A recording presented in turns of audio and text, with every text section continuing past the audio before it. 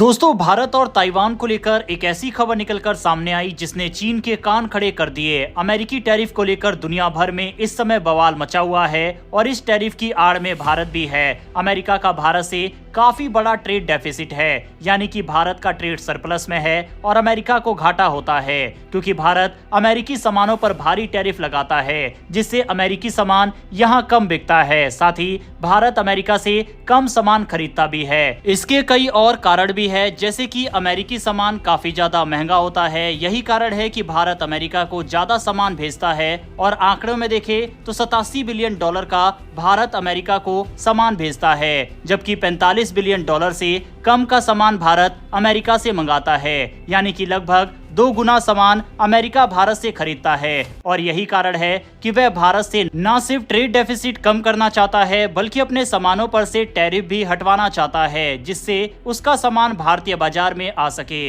अब अमेरिका अपने हित में जितना बड़ा फैसला ले रहा है, लेकिन भारत का क्या? भारत का चीन के साथ एक बहुत बड़ा ट्रेड डेफिसिट है। मतलब अगर आंकड़ों में बताएं तो जितना भारत अमेरिका को सामान बेचता है, यानी कि तकरीबन 87 बिलियन डॉलर का, उतना भारत का चीन के साथ ट्रेड डेफिसिट है। जी हां, भारत का तकरीबन 85 बिलियन डॉलर का ट्रेड डेफिसिट चीन के साथ है, जिसमें आयात 101.74 बिलियन डॉलर है और निर्यात यानी कि भारत मात्र 17.48 बिलियन डॉलर का सामान चीन को भेजता है। साफ है कि भारत की चीन से आयात पर निर्भरता बढ़ रही है, जबकि चीन को निर्यात में गिरावट देखी गई, जिससे व्यापार संतुलन पर असर पड़ रहा है। और यहाँ पर एंट्री होती है ताइवान की। ताइवान ने भारत को इतना बड़ा ऑफर दिया कि अगर भारत इसको एक्सेप्ट करता है तो भारत और चीन के बीच में जो ट्रेड डेफिसिट है उसको कम किया जा सकता है। दरअसल हाल ही में ताइवान के deputy national security adviser हैसू सजू चाइन Bharat आए और उन्होंने कहा कि भारत और ताइवान के बीच फ्री ट्रेड एग्रीमेंट होना बहुत जरूरी है। अगर ऐसा होता है तो ताइवान की हाईटेक कंपनियां भारत में ज्यादा निवेश कर सकेंगी और भारत को चीन से इलेक्ट्रॉनिक सामान मंगाने की जरूरत नहीं पड़ेगी। उन्होंने बताया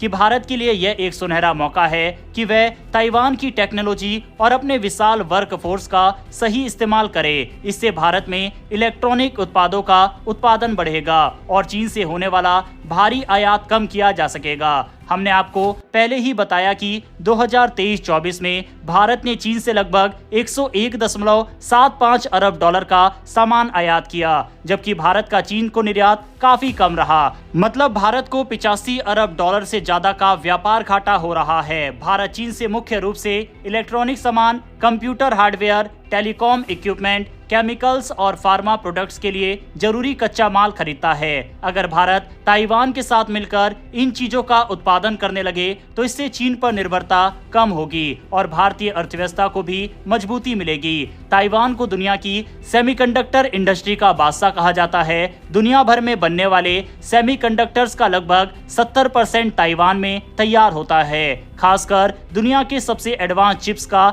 90% से ज्यादा उत्पादन ताइवान में होता है। ये chips smartphones, car, data centres, artificial intelligence, fighter jets और कई अन्य हाईटेक प्रोडक्ट्स में इस्तेमाल होते हैं। अगर भारत और ताइवान मिलकर काम करे तो भारत को सेमीकंडक्टर इंडस्ट्री में एक बड़ा खिलाड़ी बनने का मौका मिल सकता है। इससे भारत को चीन से महंगे इलेक्ट्रॉनिक कंपोनेंट्स खरीदने की जरूरत नहीं पड़ेगी। हाल के वर्षों में ताइवान की कई कंपनियां चीन से अपने प्रोडक्शन यूनिट्स को हटाकर अमेरिका, यूरोप और भारत जैसे देशों में ला रही है। इसकी 2 बड़ी वजह है अमेरिका और चीन के बीच ट्रेड वॉर, जिससे ताइवान की कंपनियों को नुकसान हो रहा है। दूसरा, चीन की बढ़ती आक्रामकता, जिससे ताइवान को खतरा महसूस हो रहा है। ऐसे में भारत ताइवान के लिए एक बेहतरीन विकल्प बन सकता है, जहां वे अपनी मैन्युफैक्चरिंग यूनिट्स सेटअप कर सके। भारत की युवा आबादी और तेजी से बढ़ती अर्थव्यवस्था इसे आदर्श निवेश स्थान बनाती है। ताइवान के अधिकारी का कहना है कि भारत में अभी इंपोर्ट ड्यूटी बहुत ज्यादा है, जिससे ताइवान की छोटी और मझोली कंपनियों को भारत में निवेश करने में दिक्कत होती है। अगर भारत और ताइवान के बीच एक फ्री ट्रेड एग्रीमेंट साइन हो जाता है